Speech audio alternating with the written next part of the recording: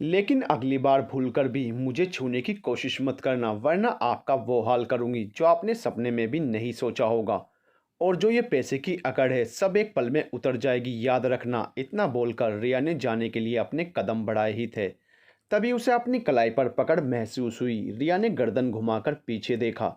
उसकी कलाई राज के हाथ में थी। रिया ने राज के हाथ से अपनी कलाई छुड़ाने की कोशिश की, लेकिन तभी राज ने झटके से उसे अपनी तरफ खींच लिया, जिससे रिया उससे आकर टकरा गई और डर से उसकी आंखें बंद हो गई।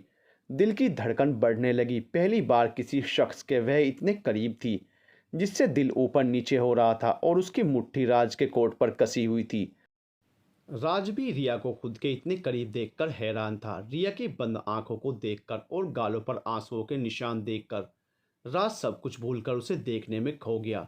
रिया ने धीरे धीरे अपनी आंखें खोली और नजर राज पर पड़ी, जो उसे ही देख रहा था। रिया ने उसके कोट से अपने हाथ हटाए और धीरे धीरे कदमों से पीछे हटने लगी, लेकिन वह पीछे जाती राज ने दोनों हाथों से रिया को पकड़ा और उसे खुद के करीब करके उसकी आंखों में देखकर बोला, इतनी आसानी से पीछे छोड़ने वाला नहीं हूं। क्या बोल रही थी तुम मुझे छोड़ोगी नहीं और मेरा हाल बुरा करोगी। रिया ने राज के सीने पर हाथ रखकर उसे खुद से दूर करने की कोशिश की, लेकिन राज ने उसे खुद से लगाया और बोला, धमकी क्या दे रही थी, एक बार फिर देकर बताओ ताकि मैं डरने की कोशिश कर सकूं। रिया गुस्से से राज की आंखों में देखकर बोली, आपके जितना बदतमीज आदमी मैंने अपनी जिंदगी में कभी नहीं देखा। नफरत है आपके जैसे इंसानों से, इसलिए दूर रहो मुझसे। इतना बोलकर रिया ने अपनी पूरी जान लगाकर राज को धक्का दिया और वहां से भागकर बाहर आ गई। उसे भागते देख राज के चेहरे पर मुस्कुराहट आ गई। कोई और लड़की होती तो अब तक राज के करीब आने के लिए खुद तैयार रहती और उसके करीब आने के लिए मरती रहती, लेकिन इस लड़की में कुछ तो खास बात थी जो राज के चेहरे पर मुस्कान ले आई। रिया अपनी डेस्क से बैग और फ़ोन उठाकर वहां से भागकर बाहर निकल आई और टैक्सी लेकर फौरन वहां से चली गई। राज ने उसके साथ जो बदतमीजी की थी, उसकी वजह से वह डर से कांप रही थी और आंखों से बेतहाशा आंसू बह रहे थे। रिया ने खुद को संभालने के लिए सीट को मजबूती से पकड़ रखा था और अपने कांपते पैरों को कांपने से रोकने की कोशिश कर रही थी। और फिर आधे घंटे की जद्दोजहद के बाद रिया अपने फ्लैट पर पहुंची। गेट लॉक खोलकर वह अंदर आई और फिर से गेट लॉक करके काउच पर आकर गिरने वाले अंदाज में बैठ गई और जोर जोर से रोने लगी। इधर राज केबिन से बाहर आया। सब उसे अजीब नज़रों से देख रहे थे। राज ने सबकी नज़रें खुद पर पाई और सबकी तरफ देखने लगा, और फिर एक साथ सबकी नज़र झुक गई और अपने काम में लग गए, क्योंकि राज के खिलाफ बोलना मतलब अपनी नौकरी से हाथ धोना, और ऐसा रिस्क कोई नहीं ले सकता था। राज ने रिया की डेस्क खाली देखी और मीटिंग रूम की तरफ बढ़ गया। उसने अपने साथ चल रहे मैनेजर से चलते चलते पूछा, मिस रिया कहाँ हैं? सर, आपने उन्हें डांटा। वह रोते हुए ऑफिस से चली गई। मैनेजर की बात सुनकर राज के कदम वहीं रुक गए, लेकिन वह रिया को इतना सीरियस ना लेते हुए मीटिंग रूम में चला गया, जहां समर अपने क्लाइंट के साथ बैठा उसके ही आने का इंतजार कर रहा था। मीटिंग खत्म होने के बाद राज केबिन में बैठा था और समर उसके सामने सर झुकाए खड़ा था। राज ने गहरी सांस भरी और बोला, तो तुम मेरी पीठ पीछे लोगों से मेरे बारे में ऐसी बातें करते हो? समर ने सर उठाकर राज की तरफ देखा और बोला, भाई वो लड़की मेरी दोस्त है और आपको उससे आखिर क्या प्रॉब्लम है? क्या बिगाड़ा है उसने आपका जो मेरे साथ देखते ही आप गुस्से में ओवर हो जाते हैं? आखिर चाहते क्या हैं आप?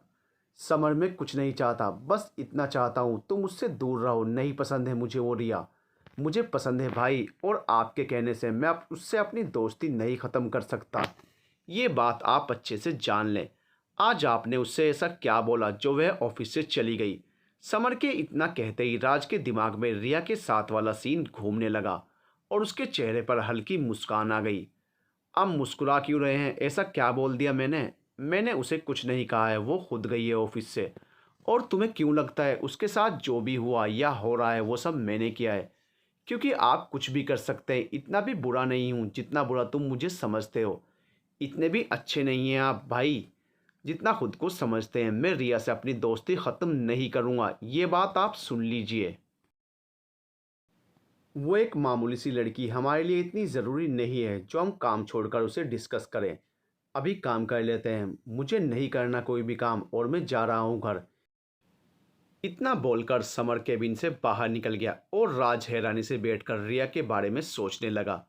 इतनी भी कोई बात नहीं बोली थी रिया ने जो उसने उसके साथ इतनी बदतमीजी की थी। अब पता नहीं वह क्या सोच रही होगी मेरे बारे में, वैसे ही उसकी नज़रों में खड़ूस हूं मैं। अब तो पूरा का पूरा राक्षस ही बोल रही होगी। इधर रिया अभी तक काउच पर लेटी छत को ताक रही थी और राज की बदतमीजी के बारे में सोच रही थी। आज तक कभी किसी ने उसके साथ ऐसी बदतमीजी नहीं की थी जितनी 2 ही दिन में इस आदमी ने कर दी थी, और उसके दिल में राज को लेकर एक अजीब सा डर बैठ गया था। अब वह राज के सामने आना तो दूर, उसकी शक्ल देखना भी नहीं चाहती थी। उसके लिए चाहे उसे ये जो भी क्यों ना छोड़नी पड़े। रिया काउच से उठ बैठी और अपने रूम में जाकर चेंज करके किचन में आई और अपने लिए खाना बनाने लगी। अगले दिन राज और समर ऑफिस आए। दोनों की नज़र रिया की डेस्क पर पड़ी जो खाली थी। राज ने चारों ओर नज़र घुमाकर देखा, लेकिन रिया कहीं भी नज़र नहीं आई। वह बुझे मन से केबिन में आकर बैठ गया और अचानक ही उसकी नज़र टेबल पर रखे एक लिफाफे पर पड़ी। राज ने लिफाफा उठाया और उसे खोलकर देखने लगा और अगले ही पल उसके चेहरे पर हैरानी के भाव आ गए। राज ने मैनेजर को फोन करके बुलाया। थोड़ी देर बाद मैनेजर राज के सामने उसके केबिन में खड़ा था। ये रेजिग्नेशन लेटर रिया कब देकर गई? आपके आने से थोड़ी देर पहले रिया यहाँ आई थी और ये रेजिग्नेशन आपको देने के लिए कहकर गई थी। आपने पूछा नहीं क्यों वह ये जॉब छोड़ रही है? पूछा था सर, बोल रही थी उसकी शादी तय हो गई है और वो लोग नहीं चाहते वह जॉब करे, इसलिए उसने ये जॉब छोड़ दी और अपने घर चली गई है। क्या अपने घर चली गई? राज ने हैरान होकर पूछा। जी सर, अब मैं जाऊं? क्या तुम बता सकते हो रिया कहाँ रहती है? जी सर जानता हूँ, लेकिन आप पूछ क्यों रहे हैं? ज़्यादा सवाल जवाब मत करो, जो पूछा है वो बताओ, राज गुस्से में बोला। और फिर मैनेजर ने उसे रिया का पता बता दिया, जिसे लेकर वह बोला, यहाँ तुम और समर सब संभाल लेना, मैं थोड़ी देर में आता हूँ। इतना बोलकर राज वहाँ से चला गया और मैनेजर हैरानी से खड़ा उसे जाता देख रहा था। तभी वहाँ समर आया और उसने पूछा, भाई कहाँ गए हैं मैनेजर साहब? रिया ने अपना रेजिग्नेशन दे दिया है और यहाँ से चली गई है। सर उससे मिलकर बात करने गए हैं, और वैसे भी सर ने कल रिया को बहुत डांटा था, शायद इसलिए उसने ये जॉब छोड़ दी। ये भाई भी हर काम बिगाड़ने पर बैठे हैं। मैं रिया से उनकी सेटिंग कराने के चक्कर में हूँ, लेकिन ये खड़ूस अपनी हरकतों से सबसे दूर होता चला जाता है। अब देखते हैं क्या करते हैं भाई साहब। सर आपने कुछ कहा? मैनेजर समर की बड़बड़ाहट सुनकर बोला, हाँ वो मैं बोल रहा था, आज भी किसी के साथ मीटिंग है? नहीं सर, आज कोई मीटिंग नहीं है। ठीक है, फिर तुम जाकर बाहर का काम देखो और मुझे कल होने वाली मीटिंग की फाइल भिजवा दो। जी सर, अभी भिजवाता हूँ। इतना बोलकर मैनेजर वहाँ से चला गया और समर बैठकर फाइल देखने लगा। राज ने अपनी गाड़ी मैनेजर के दिए पते पर ले जाकर रोकी और गाड़ी से बाहर आकर चारों तरफ नज़र दौड़ाकर देखने लगा। जहां बहुत कम लोगों की भीड़ थी और देखने में ये जगह बहुत ही खूबसूरत थी। राज आगे बढ़कर बिल्डिंग के अंदर आया और लिफ्ट से रिया के फ्लैट पर जाने लगा, लेकिन जैसे ही वह उस फ्लैट पर आया वहां दरवाजे पर ताला लगा दिखा। राज ने मायूस होकर ताला हाथ में लेकर छुआ और वहां से वापस पलट गया। मैंने रिया के साथ गलत किया है, इसलिए वह यहाँ से हमेशा के लिए चली गई। गलती मेरी थी, मुझे उससे ऐसे बात ही नहीं करनी चाहिए थी। अब कहाँ ढूंढूं उसे और कैसे उससे माफ़ी मांगूं? राज मायूस होकर वहाँ से लौट आया और अपनी गाड़ी लेकर वहाँ से निकल गया। इधर राज की गाड़ी बिल्डिंग से बाहर निकली और उसी वक्त एक टैक्सी आकर वहां रुकी। उससे रिया बाहर आई और टैक्सी वाले को पैसे देकर लिफ्ट की तरफ बढ़ गई। सही किया, मैंने जॉब से रिजाइन कर दिया। कल उसने मेरे साथ बदतमीजी की, परसों मुझे चोट भी पहुंचा सकता है और मेरे साथ कुछ गलत भी कर सकता है। इसलिए पहले ही उसकी जॉब छोड़ दी है और मैनेजर से बोल दिया है मैं अपने घर जा रही हूँ हमेशा के लिए। लेकिन ऐसा नहीं है, यही मेरा घर है और मैं अपना घर छोड़कर कहीं नहीं जा रही हूँ। कुछ दिन आराम करके दूसरी जॉब तलाश करूँगी। अभी अपने फ्लैट से कुछ दिन बाहर ना ही निकलूं तो बेहतर है, कहीं वो राज ग्रोवर मुझे ढूंढ न रहा हो। राज थका रहा ऑफिस में आया और आकर बैठ गया। उसके चेहरे पर परेशानी साफ नजर आ रही थी। रिया के ना मिलने से वह परेशान हो गया था। रिया उसकी बदतमीजी की वजह से जॉब छोड़कर गई है, लेकिन उनका घर कहाँ है यह बात वह नहीं जानता था। इतने बड़े शहर में कैसे और कहाँ ढूंढे उसे, यही सोच सोचकर उसका दिमाग खराब हो रहा था और खुद पर गुस्सा भी आ रहा था। क्यों उसने रिया को इतना हर्ट किया? मुलाकात हुई आपकी रिया से? क्या कहा उसने, क्यों रिजाइन दिया? उसने कुछ बताया? समय ने उसके सामने चेयर पर बैठते हुए पूछा। मिल नहीं पाया मैं उससे, शायद वह चली गई है, उसके फ्लैट पर भी ताला लगा है। राज ने मायूस होकर बताया। ये सब आपकी गलती है भाई, आपने मुझसे मेरी इतनी अच्छी दोस्त को दूर कर दिया। समर, मैं उसे ढूंढने की कोशिश कर रहा हूँ। जैसे ही रिया मिलेगी मैं उससे माफ़ी मांग लूँगा। वो चली गई, अब नहीं मिलेगी, पता नहीं कहाँ गई है। अब कैसे मैं रिया को ढूंढूंगा। समर का रिया की इतनी फिक्र करना राज को अच्छा नहीं लग रहा था और उसकी आंखें छोटी हो गई थी। समर और रिया दोस्त हैं, लेकिन समर को उसके लिए इतना पजेसिव होता देख राज को बिल्कुल भी अच्छा नहीं लग रहा था। उसे चिढ़ हो रही थी समर से, इसलिए वह गुस्से में बोल पड़ा। सुबह से क्या रिया रिया लगा रखा है तुमने? उस लड़की के अलावा भी कोई काम करना है या नहीं? चली गई तो चली गई, अब छोड़ उसका जिक्र और काम पर फोकस कर। समर राज को गुस्से में देखकर बोला, भाई क्या हुआ है आपको, इतना गुस्सा क्यों कर रहे हैं? और आप कहीं और का गुस्सा मुझ पर मत निकालो, जब देखो शुरू हो जाते हो। रिया ने कई बार सोचा और फिर हाथ में लिए फ़ोन में अपने दादू का नंबर डायल किया और फ़ोन कान पर लगा लिया। इधर नरेंद्र ने रिया का नंबर देखा तो हैरान रह गए, क्योंकि आज तक रिया ने खुद उन्हें फ़ोन नहीं किया था। हर बार नरेंद्र खुद उसे फ़ोन करते थे। नरेंद्र ने फ़ोन उठाकर कान पर लगाया और बोले, क्या बात है, आज सूरज किस तरफ से निकला है जो तुमने अपने दादू को खुद फ़ोन किया? दादू कैसे हैं आप? उसने उदास होकर पूछा। हम ठीक हैं, तुम बताओ कैसी हो, और फ़ोन करने की कोई ख़ास वजह? आपकी याद आ रही थी दादू। अगर अपने दादू की इतनी ही याद आ रही है तो हमसे मिलने आ जाओ, हमें भी तुम्हारी याद आ रही है बेटा। रिया ने गहरी सांस भरी और बोली, दादू मैंने जॉब छोड़ दी है और मैं घर वापस आ रही हूँ हमेशा के लिए। उसके इतना बोलते ही नरेंद्र की आंखें हैरानी से बड़ी हो गई। तुमने जॉब छोड़ दी? सब ठीक है ना वहाँ? बेटा अचानक तुमने जॉब क्यों छोड़ दी? नरेंद्र ने परेशान होकर पूछा। सब ठीक है दादू, मेरे यहाँ मन नहीं लग रहा है। मैं 2 दिन बाद वहाँ आपके पास आ रही हूँ और जिस लड़के से आप मेरी शादी कराना चाहते हैं मैं उससे शादी के लिए तैयार हूँ। रिया की बात सुनकर नरेंद्र एक बार फिर चौंक गए। उन्हें समझ ही नहीं आ रहा था रिया को आखिर हुआ क्या है और एकदम अचानक घर आने के लिए तैयार कैसे हो गई। क्या तो रिया कभी यहाँ आना पसंद नहीं करती थी? नरेंद्र अपनी सोचों से बाहर आए और बोले, ठीक है बेटा, तुम जब आना चाहती हो आ सकती हो, हम बहुत खुश हैं तुमने हमारी बात मान ली। ठीक है दादू, मैं फ़ोन रखती हूँ, 2 दिन बाद घर आकर बात करती हूँ। ठीक है बेटा, अपना ख्याल रखना, बाय।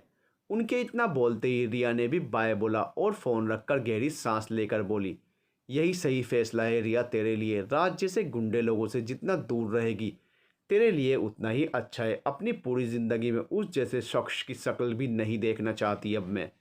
अब तो राज नाम से भी नफरत हो गई है। चल बेटा, अपना ज़रूरी सामान समेट और अपने घर के लिए निकल ले। बहुत हो गई अपनी मनमानी, और करके भी देख ली क्या हासिल हुआ? कुछ भी नहीं। इस शहर में बस मेरा सफ़र इतना ही था। इधर राजरिया के अचानक गायब होने से अलग ही टेंशन में था। उसे अंदाज़ा नहीं था उसकी एक छोटी सी हरकत से वह इतनी डर जाएगी और यहाँ से चली जाएगी। समझ नहीं आ रहा था इतने बड़े शहर में कैसे और कहाँ ढूंढे उसे। राज रिया के बारे में ही सोच रहा था जब अचानक समर कूदकर उसके पास काउच पर बैठा।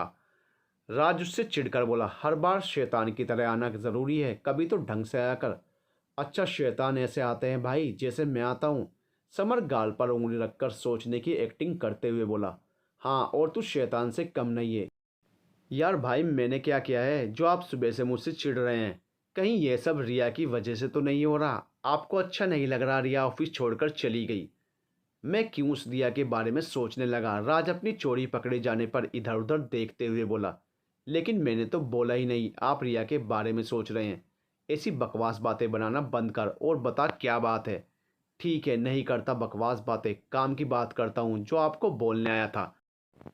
बाबा का फ़ोन क्यों नहीं उठा रहे आप? कब से आपको फ़ोन कर रहे हैं? बाबा फ़ोन कर रहे हैं लेकिन मेरे पास तो उनका कोई फ़ोन नहीं आया। राज अपने आसपास देखते हुए बोला, shit, 10 missed call. Phone silent था इसलिए पता नहीं चला। इतना बोलकर राज ने बाबा का नंबर मिलाया और वहां से लोन की तरफ बढ़ गया। ये बात तो कन्फर्म हो गई, रिया के जाने से आपको फ़र्क पड़ रहा है। अब मुझे बस रिया को ढूंढकर भाई की उससे मुलाकात करवानी होगी ताकि बात आगे बढ़ सके और रिया मेरी भाभी बन जाए। रंजन बहू, कहाँ हो तुम सब? नरेंद्र सबको आवाज़ लगा रहे थे। उनकी आवाज़ सुनकर रंजन और बिंदु उनके पास आए और रंजन बोला, क्या बात है बाबूजी? रिया का अभी हमें फ़ोन आया था, 2 दिन बाद वह घर आ रही है हमेशा के लिए, और उसने अपनी जॉब भी छोड़ दी है। उनके इतना बोलते ही रंजन के चेहरे पर हैरानी के भाव आ गए, जिन्हें नरेंद्र ने देखकर पूछा, क्या हुआ रंजन, तुम इतने परेशान क्यों लग रहे हो? बाबूजी, आज सुबह ही मेरी बात रिया से हुई थी। उसने तो मुझसे कहा था वह 1 महीने में घर आएगी और ना ही उसने मुझे अपनी जॉब छोड़ने की कोई बात कही। कहीं कोई गड़बड़ तो नहीं है बाबूजी? अगर ऐसा कुछ होता तो रिया हमें बताती। वो ठीक है, तुम ज़्यादा सोचो मत। और एक बार तुम फिर उससे बात करो और जानने की कोशिश करो रिया ठीक तो है ना। सॉरी बाबा, आपने फ़ोन किया और मेरा फ़ोन साइलेंट था, इसलिए आपके फ़ोन का पता नहीं चला। राज लॉन में पड़ी चेयर पर बैठते हुए बोला। मुझे तुमसे ज़रूरी बात करनी है राज। बोलिए बाबा, मैं सुन रहा हूँ। तुम 2 दिन बाद यहाँ आ जाओ बेटा। क्या बात है बाबा, सब ठीक तो है ना? उसने परेशान होकर पूछा। सब ठीक है, जो लड़की हमने तुम्हारे लिए पसंद की है हम चाहते हैं तुम आकर एक बार उससे मिल लो। अगर तुम्हें पसंद नहीं आएगी तो कोई बात नहीं, हम कोई और देख लेंगे, लेकिन तुम इससे आकर मिलो। राज उनकी बात सुनकर परेशान होकर बोला, बाबा इतनी जल्दी क्या है? अभी कुछ दिन पहले ही तो हमारी इस बारे में बात हुई थी। मैंने 1 महीने बाद वहाँ आने का बोला था ना। मुझे पता है, लेकिन मैं और तुम्हारी मोम चाहती हैं तुम उससे आकर एक बार मिल लो। लड़की वालों का फ़ोन आया था, अगर हम उनके घर आकर उनकी लड़की को देख लें तो ठीक है, वरना फिर वो लोग कहीं और बात चलाना चाहते हैं। बहुत अच्छी लड़की है, बस एक बार आकर तुम उससे मिल लो। हम नहीं चाहते वो लड़की हमारे हाथ से निकल जाए। राज ने आंखें बंद करके गहरी सांस ली और बोला, ठीक है, कोशिश करता हूँ 2 दिन बाद आने की। कोशिश नहीं करनी है, तुम्हें आना है और मैं फ़ोन करके उन लोगों को बोल देता हूँ तुम आ रहे हो। ठीक है बाबा, जैसा आपको ठीक लगे करिए आप। मैं रखता हूँ फ़ोन, बाद में बात करता हूँ आपसे। इतना बोलकर राज ने कॉल कट कर दी और चेयर से सर टिकाकर आंखें बंद करके बैठ गया। एक बार फिर रिया का आंसुओं से भरा चेहरा उसकी आंखों के आगे लहरा गया और वह बेचैन हो गया। 2 दिन में रिया को लेकर ये कैसा एहसास था जो समझ ही नहीं आ रहा था। ये प्यार तो नहीं हो सकता और इतनी जल्दी किसी को किसी से प्यार नहीं होता। राज को भी रिया से प्यार नहीं था, लेकिन ये जो भी था उसे बेचैन कर रहा था। आंसुओं से भरा उसका चेहरा बार बार आंखों के आगे आ रहा था और उसे अपनी तरफ खींच रहा था। कल तक रिया से उसे नफरत थी, लेकिन आज उसके लिए दिल में कुछ पनपता सा महसूस हो रहा था।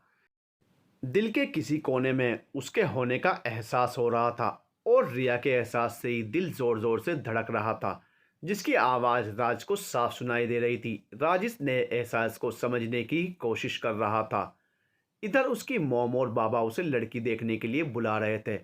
कुछ समझ नहीं आ रहा था वह क्या करे और क्या ना करे। अपनी परेशानी समर को भी नहीं बता सकता, रिया तो उसकी दोस्त है। कहीं वह मुझे ही गलत ना समझ ले। राज ने अपने दोनों हाथों में सर के बाल पकड़े और बोला, ओ गॉड, क्या करूं, कुछ समझ नहीं आ रहा है। उस सिरफिरी और पागल लड़की को कहाँ ढूंढूं? इधर रिया लेटे सीलिंग को ताक रही थी और मन ही मन अपनी जिंदगी के बारे में सोच रही थी। 12 साल से वे इस शहर में रह रही है, लेकिन कभी उसके साथ किसी ने ऐसा नहीं किया जैसा राज ने किया, और ना ही वह कभी किसी से इतना डरी है। लेकिन आज राज की वजह से उसे अपने बंद कमरे में भी अजीब सा खौफ आ रहा था और अकेले रहना उसके लिए मुश्किल हो रहा था। कहाँ वो मज़े की ज़िंदगी जी रही थी और कहाँ आज डर कर जी रही है। अगले दिन रिया ने अपना सारा सामान बैग में पैक किया और टैक्सी बुक करके कपड़े पहनने चली गई।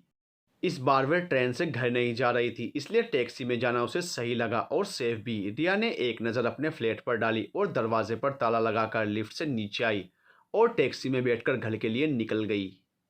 घर से चलने से पहले रिया ने नरेंद्र को फ़ोन करके बता दिया था और सब उसके लिए बहुत खुश थे। रिया हमेशा के लिए घर जो आ रही थी। बिंदु उसके लिए उसकी पसंद का खाना बना रही थी और कामवाली को बोलकर रिया का कमरा साफ करवा दिया गया था और उसकी ज़रूरत की सारी चीज़ें उसके कमरे में पहले ही रखवा दी गई थी। बाबूजी, कितनी देर में आ रही है रिया? रंजन ने उनके पास बैठते हुए पूछा। थोड़ी देर में पहुंचने वाली है। बच्चे आ गए स्कूल से? जी बाबूजी, आ गए हैं और अपना होमवर्क कर रहे हैं।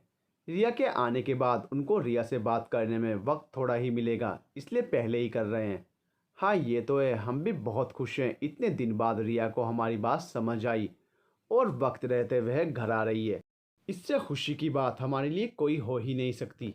क्या खुशी की बात नहीं हो सकती दादू? नरेंद्र और रंजन के कानों में जैसे ही रिया की आवाज़ पड़ी, दोनों की नज़र एक साथ दरवाजे पर गई जहां रिया खड़ी मुस्कुरा रही थी। हम अभी तुम्हारी ही बारे में बात कर रहे थे, रंजन मुस्कुराकर बोला और रिया की तरफ बढ़ गया। रिया ने अपने चाचा के पैर छुए और फिर रंजन के सीने से लग गई। कैसी है मेरी बेटी? मैं ठीक हूँ चाचा, आप कैसे हैं? मैं भी एकदम ठीक हूँ, रंजन मुस्कुराकर बोला और फिर रिया अपने दादू के पास आई और उनके पैर छूकर खड़ी हो गई। नरेंद्र ने उसके सर पर हाथ रखा और बोले, सदा खुश रहे। दादू, आई एम सॉरी, मैंने आपका बहुत दिल दुखाया है। आपकी बात नहीं मानी और घर से भाग गई। प्लीज़ माफ़ कर दीजिए। हम आपसे नाराज़ नहीं हैं बेटा, बल्कि हमें तो खुशी है जल्दी ही आपको हमारी बात समझ आ गई। वक्त रहते ही तुम समझ गई, हमारे लिए इतना ही बहुत है। आप रोना बंद करिए और जाकर जल्दी से फ्रेश हो जाइए। बिंदु ने तुम्हारी पसंद का खाना बनाया है। रंजन, रिया का सामान उसके रूम में रखाओ बेटा। जी बाबूजी, अभी रख देता हूँ। इतना बोलकर रंजन रिया का सामान लेकर उसके कमरे में चला गया और रिया बिंदु से मिलने किचन में चली गई। और फिर थोड़ी देर बाद पूरा परिवार खाने की टेबल पर बैठा खाना खा रहा था। पूरे परिवार को साथ खाना खाता देख नरेंद्र के चेहरे पर खुशी थी जो जाने का नाम ही नहीं ले रही थी। दादू, दीदी के आने से आपके चेहरे पर एक अलग ही चमक है। क्या बात है, रोज तो आप उदास रहते थे। समीर अपने दादू को खुश देखकर बोला। समीर के इतना बोलते ही पिया तपाक से बोली, अरे पागल, पहले दीदी नहीं थी ना यहाँ, इसलिए दादू उदास रहते थे। दादू को दीदी की फिक्र है और अब दीदी घर आ गई हैं, इसलिए दादू खुश हैं, समझा कर। पिया की बात सुनकर सब हंसने लगे। बिंदु समीर की तरफ देखकर बोली, तेरी छोटी बहन तुझसे ज़्यादा इंटेलिजेंट है पगले। मैं भी कम इंटेलिजेंट नहीं हूँ, लेकिन आप लोग मेरी बात नहीं समझेंगे, समीर मुंह बनाकर बोला। बिंदु, कल रिया को शॉपिंग करवाने मॉल चली जाना, शाम में वो लोग आएंगे और हम चाहते हैं रिया के लिए तुम अच्छे से कपड़े लेकर आओ। बाबूजी, आप बेफिक्र रहिए, मैं रिया के लिए अच्छे कपड़े ही पसंद करूंगी जिसमें हमारी रिया परी दिखे और लड़के वाले देखते ही पसंद कर लें। बिंदु के इतना बोलते ही नरेंद्र के चेहरे पर मुस्कान आ गई और रिया सर झुकाए चुप्पी साधे खाना खाती रही। रिया, क्या हुआ, तुम खुश नहीं हो हमारे फैसले से? नरेंद्र के इतना बोलते ही रिया ने नज़र उठाकर उनकी तरफ देखा और बोली, दादू ऐसी बात नहीं है, आप भी जानते हैं मुझे इन सबको समझने और अपनाने में वक्त लगेगा, लेकिन मैं कोशिश कर रही हूँ। एक बार तुम लड़के से मिल लो, लाखों में एक है, तुम्हें देखते ही पसंद आ जाएगा। और एक बार तुम दोनों ने एक दूसरे को पसंद कर लिया, उसके बाद जब तुम चाहोगी तब शादी होगी। ठीक है दादू, लेकिन अगर लड़का मुझे अच्छा नहीं लगा तो मैं ये शादी नहीं करूँगी। रिया के इतना बोलते ही नरेंद्र हंसने लगे और बोले, ऐसा नहीं होगा, लड़का तुम्हें पसंद ना आए, मैं गारंटी के साथ कह सकता हूँ। देखते ही तुम्हें लड़का पसंद आ जाएगा। जब आप इतना बोल रहे हैं, एक बार मिलकर देख लेती हूँ। कौन महान हस्ती है जो मुझे पसंद आ जाएगा और जिसे मैं एक ही नज़र में पसंद आ जाऊंगी। अगले दिन बिंदु रिया को मॉल लेकर आई और उसे कुछ साड़ी दिखाने लगी जो उस पर अच्छी लगेंगी, लेकिन रिया को साड़ी पहननी नहीं आती थी और इस वजह से उसे कोई भी साड़ी पसंद नहीं आ रही थी। बिंदु ने जितनी भी साड़ी उसे दिखाई उसने मना कर दिया और फिर थकार कर बिंदु से लेकर दूसरी तरफ आई जहां एक से बढ़कर एक सूट रखे थे और सब बहुत ही शानदार थे, जिन्हें देखकर रिया के चेहरे पर भी मुस्कुराहट आ गई। रिया, वहाँ इतनी अच्छी अच्छी साड़ी थी लेकिन तुम्हें एक भी पसंद नहीं आई, ऐसा क्यों? बिंदु सूट देखते हुए बोली। चाची, आप भी जानती हैं मुझे साड़ी पहननी नहीं आती और ना ही आज से पहले मैंने कभी पहनी है और साड़ी मुझे कंफर्टेबल नहीं लगती, वह मुंह बनाकर बोली। ठीक है, फिर मैं तेरे लिए तीन चार अच्छे अच्छे सूट पसंद करती हूँ, तू उन्हें ट्राई करके देख और मुझे भी दिखाना कैसे लग रहे हैं। इतना बोलकर बिंदु ने तीन सूट उठाकर उसे दिए, जिन्हें लेकर रिया चेंजिंग रूम में चली गई और बिंदु कुछ और सूट देखने लगी। इधर राज ने भी मॉल में कदम रखा और फोन पर बात करते हुए आगे बढ़ गया। राज के सामने दो लड़के चल रहे थे जिनके हाथ में एक बड़ा सा आईना था और आईना का रुख राज की ही तरफ था। तभी अचानक उसकी नज़र आईने में दिख रहे रिया के अक्स पर पड़ी। एक पल के लिए राज उसे देखता रहा और उसके चेहरे पर मुस्कुराहट आ गई, लेकिन अचानक कुछ याद आते ही राज ने पीछे पलट कर देखा, पीछे कोई नहीं था। वह हैरानी से इधर उधर देखने लगा। एक पल के लिए उसे रिया नजर आई और दूसरे ही पल गायब भी हो गई। ये वहम था या सच मालूम नहीं, लेकिन जो भी था बड़ा ही खूबसूरत था। ब्लैक कलर के सूट में वह किसी अप्सरा से कम नहीं लग रही थी। राज उसे निहार पाता, इतनी ही देर में वह गायब हो गई। राज ने मुस्कुराकर अपनी गर्दन हिलाई और आगे बढ़ गया। रिया उसके दिमाग पर इस कदर हावी हो गई थी, हर जगह उसे वह ही नजर आ रही थी। अब भी राज को ऐसा लग रहा था जैसे वह उसका वहम है, इसलिए वह मुस्कुराए बिना नहीं रह सका और अपने लिए आज शाम को पहनने के लिए कपड़े देखने लगा। चाची, मुझे ये ब्लैक सूट अच्छा लग रहा है, रिया चेंज करके उनके पास आकर बोली। मैंने तुम्हारे लिए और भी सूट पसंद किए हैं, वो मैं सब ले रही हूँ। और एक सूट से काम नहीं चलेगा, बाद में भी तो पहनने पड़ सकते हैं ना। चाची बात की बाद में देखेंगे ना, अभी के लिए एक सूट ही काफ़ी है। तुम्हें कुछ नहीं पता है, इसलिए मैं जो कर रही हूँ वो करने दो। अब हम इन सूटों से मैचिंग ज्वेलरी और तुम्हारे लिए सैंडल पसंद करेंगे। चाची यार, ज्वेलरी की क्या ज़रूरत है, और मैं ये सब नहीं पहनती, और सैंडल मेरे पास बहुत सारी हैं। फालतू का खर्चा क्यों ही करना। उसके इतना बोलते ही बिंदु के चेहरे पर मुस्कान आ गई और वे रिया का गाल छूकर बोली, लाडो ये सब ज़रूरी होता है, इसलिए तुम्हारे लिए ये सब ले रही हूँ। अगर नहीं लिया तो बाबूजी मुझे ही बोलेंगे। और तुम कौन सी सैंडल की बात कर रही हो? वो जो बूट है तुम्हारे पास, वो मेहमानों के सामने पहनोगी? रिया मुंह बनाकर बोली। चाची मुझे नहीं पसंद है, उलझन होने लगती है इन सब से। क्या शादी करनी ज़रूरी है, और शादी के लिए ये सब करना भी? मुझे नहीं करनी शादी, लेकिन दादू के लिए मजबूर हूँ। मन कर रहा है एक बार फिर यहाँ से भाग जाऊँ। सोचना भी मत इस बार, बाबूजी सच में गुस्सा हो जाएंगे और तुम्हें कभी माफ़ नहीं करेंगे। ये बात याद रखना रिया, और इस बार तेरे चाचा और मैं भी कुछ नहीं कर पाएंगे। इसलिए जो भी करना है सोच समझ कर करना। अब ये नई मुसीबत सर पड़ गई है और इससे कैसे निपटना है सोचना होगा, वरना मेरी अच्छी खासी ज़िंदगी की बैंड बज जानी है। कुछ तो सोचना होगा जिससे दादू भी नाराज़ ना हो और लड़का शादी से मना कर दे।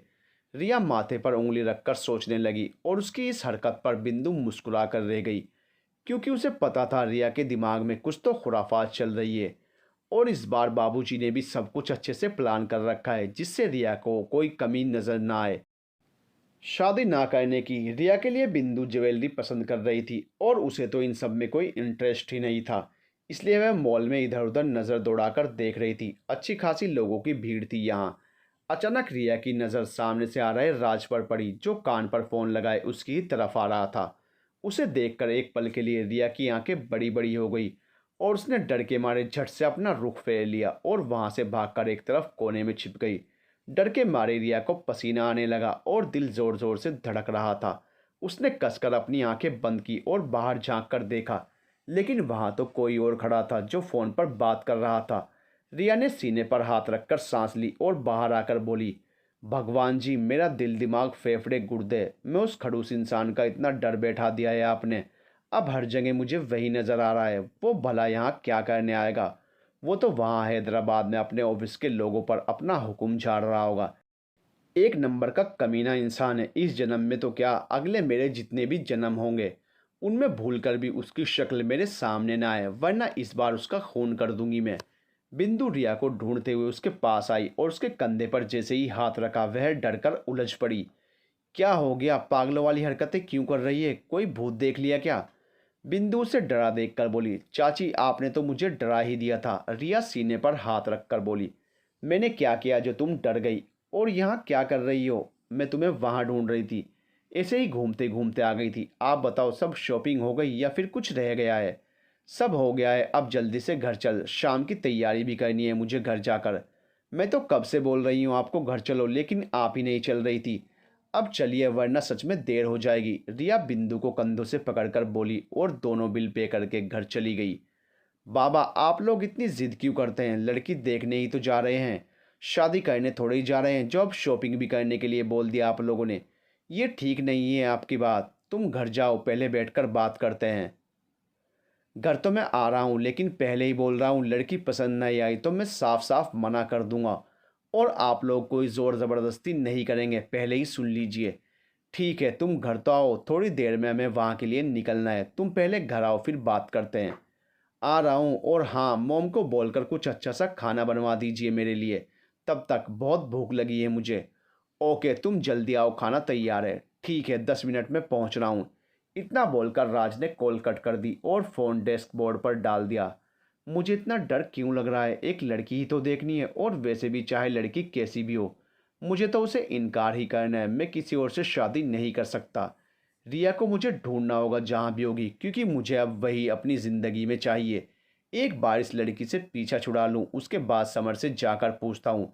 वो जानता होगा रिया कहाँ रहती है, लेकिन क्या समर मुझे उसके बारे में बताएगा? अगर उसने नहीं बताया तब क्या करूँगा मैं? बस भगवान मेरा साथ दीजिए और कुछ ऐसा करिए ये लड़की खुद ही शादी के लिए मना कर दे, या फिर मुझसे मिले बिना ही कहीं भाग जाए। क्योंकि किसी भी कीमत पर मुझे उससे शादी नहीं करनी है। मेहमान घर आ चुके थे और डाइनिंग रूम में बैठे थे। राज सूट बूट पहने बैठा था और घर को देख रहा था। सब कुछ बहुत ही साफ सुथरा और सलीके से रखा हुआ था। नरेंद्र और ग्रोवर बैठे बातें कर रहे थे और रेखा जी बिंदु के साथ बातों में लगी हुई थी। बेचारा राज उनके बीच में लाचार और मजबूर सा कभी इधर तो कभी उधर देख रहा था। कहाँ फंस गया इस नई मुसीबत में, कोई निकालो मुझे इससे, वह मन ही मन बोला। लेकिन उसी वक्त राज का फ़ोन बजा और उसके चेहरे पर मुस्कुराहट आ गई। अर्जेंट कॉल है, इतना बोलकर राज फ़ोन लेकर बाहर गाड़ी के पास आकर खड़ा हो गया और गहरी सांस भरकर फ़ोन कान से लगाकर बात करने लगा। नरेंद्र साहब, बुलाइए रिया बेटी को ताकि हमारे साहबजादे उनसे मिल सकें। विनोद ग्रोवर मुस्कुराकर बोले। बिंदु बहू, रिया को ले आओ। जी बाबूजी। इतना बोलकर बिंदु रिया को लेने उसके कमरे में आई तो देखा वह बेचैनी से इधर उधर टहल रही थी। इतनी टेंशन क्यों ले रही हो तुम रिया, सब ठीक होगा। चलो मेरे साथ, बाबूजी बुला रहे हैं। यार चाची, बहुत डर लग रहा है। पेट में अजीब तरह की गुड़गुड़ हो रही है। मेरा मन ही नहीं है बाहर जाने का। पागल हो गई हो, सबके साथ ऐसा ही होता है जब पहली बार कोई देखने आता है। चाची, आपके साथ भी ऐसा ही हुआ था, पेट में गुड़गुड़। हाँ अब चल, सब इंतज़ार कर रहे हैं और ये दुपट्टा सही तरह से कर। बिंदु रिया को लेकर रूम में लाई जहां सब बैठे थे सिवाय राज के। रिया ने सबको नमस्ते किया। रेखा ने मुस्कुराकर उसे अपने पास बैठाया और उसका माथा चूम कर बोली, लाखों में एक है हमारी रिया, मुझे तो रिया बहुत पसंद है। विनोद भी मुस्कुराकर बोले, हमें भी हमारी होने वाली बहू अच्छी लगी है, लेकिन ये लड़का कहाँ चला गया जिसे लड़की पसंद करनी थी? शायद बाहर है, मैं लेकर आती हूँ। रेखा खड़ी होकर बोली और राज को लेने चली गई। नरेंद्र जी, हमें तो रिया पसंद आ गई है। बच्चों को एक दूसरे से शादी करनी है। अगर आप कहें तो बच्चों को अकेले में बात करने देते हैं। विनोद, हमें कोई आपत्ति नहीं है, आखिर बच्चों को ही फैसला करना है। रिया बेटी, तुम पीछे लॉन में जाओ। जी। रिया ने सर हिलाया और वहां से उठकर पीछे लॉन में लगे झूले पर आकर बैठ गई। लड़के के माँ बाप को तो मैं पसंद आ गई हूँ, लेकिन भगवान, ये जो भी लड़का है ये मुझे पसंद न करे। अगर ऐसा हुआ तो 101 रुपये का प्रसाद चढ़ाऊंगी आपके चरणों में, लेकिन प्लीज़ भगा दीजिए इसे, ये जो भी है। राज ने लॉन में कदम रखा। उसकी नज़र झूले पर बैठी लड़की पर गई जिसकी पीठ राज की तरफ थी। वह उसके पीछे आकर खड़ा हो गया और ऊपर आसमान की तरफ गहरी सांस भरकर बोला, एक्सक्यूज़ मी। रिया के कानों में जैसे ही जानी पहचानी सी आवाज़ पड़ी, उसने गर्दन घुमाकर पीछे देखा। एक पल के लिए वह हैरान रह गई, लेकिन फिर उसकी आंखें बड़ी हो गई और वह झूले से खड़ी हो गई और धीरे धीरे अपने कदम पीछे लेने लगी। वहीं राज की नज़र जैसे ही रिया पर पड़ी, एक पल के लिए वह भी हैरान रह गया, लेकिन फिर उसके चेहरे पर मुस्कान आ गई और वह रिया की तरफ कदम बढ़ाते हुए बोला, क्या बात है, तो तुम हो वो लड़की जिससे मेरी शादी की बात चल रही है। मैं तो सोच भी नहीं सकता था जो लड़की मुझसे डरकर भाग गई और आकर अपने घर में छिप गई। किस्मत एक बार फिर उसे मेरे सामने लाकर खड़ा कर देगी। वैसे मानना पड़ेगा, ये दुनिया जितनी बड़ी लगती है इतनी बड़ी है नहीं। आप मेरा पीछा करते हुए यहाँ तक आ गए? वह घबराकर कदम पीछे लेते हुए बोली, मैं तुम्हारे पीछे नहीं आया, बल्कि मुझे किस्मत तुम्हारे पीछे लेकर आई है। वैसे इस लुक में तुम बहुत ही ज़्यादा खूबसूरत लग रही हो। मानना पड़ेगा, शादी के बाद तुम सारी ऐसी ड्रेस पहनोगी। मैं पहले ही बता देता हूँ, अब से सब शॉर्ट्स पहनना बंद। मैं आपसे शादी नहीं करूँगी, कभी नहीं करूँगी, दूर रहो मुझसे। इतना बोलकर रिया वहाँ से भाग गई और डाइनिंग रूम में बैठे सब हैरान थे। रिया को ऐसे भागता देखकर, रिया को अपने सामने देखकर राज को समझ नहीं आ रहा था वह कैसे रिएक्ट करे, अपनी खुशी किसके सामने जाहिर करे। उसने खुद के दिल को संभाला और अंदर आकर सबके साथ बैठ गया। राज, क्या हुआ? रिया को ऐसे भागकर क्यों चली गई? विनोद ने परेशान होकर पूछा। बाबा, मुझे रिया पसंद है और उसे मैं भी पसंद हूँ। आप लोगों के सामने शर्मा रही होगी तभी भाग कर गई है। राज के इतना बोलते ही सबके चेहरे पर मुस्कान खिल गई, लेकिन नरेंद्र के चेहरे पर परेशानी के भाव आ गए, क्योंकि रिया के चेहरे के भाव उन्होंने देख लिए थे और उनके दिल में डर था कहीं रिया इस रिश्ते से मना ही ना कर दे। नरेंद्र ने सबके खुश चेहरे देखे और बोले, हम एक बार रिया से बात करके देखते हैं। नरेंद्र जी, हमें भी देर हो रही है, अब हमें चलना चाहिए। आप रिया से बात करके हमें फ़ोन पर बता दीजिएगा। विनोद खड़े होकर बोले, इतनी जल्दी क्या है विनोद जाने की? खाना तैयार है, खाकर जाना। अब तो मौके मिलते ही रहेंगे मिलने के, किसी और दिन खाना खाएंगे, अभी कुछ ज़रूरी काम है। अगर काम ना होता तो ज़रूर खाना खाकर जाते। चलो ठीक है, फिर तुम लोगों को जाना है तो जा सकते हो, रुकने वाले तो नहीं तुम। लेकिन अगली बार बिना खाना खाए जाने नहीं दूंगा। और फिर सबसे इजाज़त लेकर वो लोग वहाँ से चले गए। जाने से पहले राज बिंदु से रिया का फ़ोन नंबर लेना नहीं भूला था। उसके जाने के बाद नरेंद्र ने गहरी सांस ली और बोले, राज को तो रिया पसंद आ गई है, लेकिन रिया को राज पसंद नहीं आया। हमें ऐसा लग रहा है। बाबूजी, आप खामखा टेंशन ले रहे हैं। राज ने अभी बताया तो था, रिया को वो भी पसंद आ गया है। रंजन अपने बाबूजी को परेशान देखकर बोला, रंजन, तुम और हम सब जानते हैं रिया के बारे में, इसलिए हमें उससे एक बार बात करनी है। इतना बोलकर नरेंद्र रिया के कमरे की तरफ बढ़ गए और रंजन बिंदु की मदद से किचन में सामान रखवाने लग चला गया। रिया बेचैनी और डर से अपने कमरे में इधर उधर चक्कर काट रही थी। थोड़ी देर पहले उसने जो देखा और सुना उसे समझ नहीं आ रहा था वो सच है या फिर कोई सपना। राज यहाँ कैसे आ सकता है? वो तो हैदराबाद में है ना। क्या यही वो लड़का था जिसके बारे में दादू बात कर रहे थे? वह खुद ही बड़बड़ाए जा रही थी। तभी दरवाजे पर दस्तक हुई। उसने फौरन घबराकर गर्दन घुमाकर दरवाजे की तरफ देखा और बोली, कौन है?" To be continued.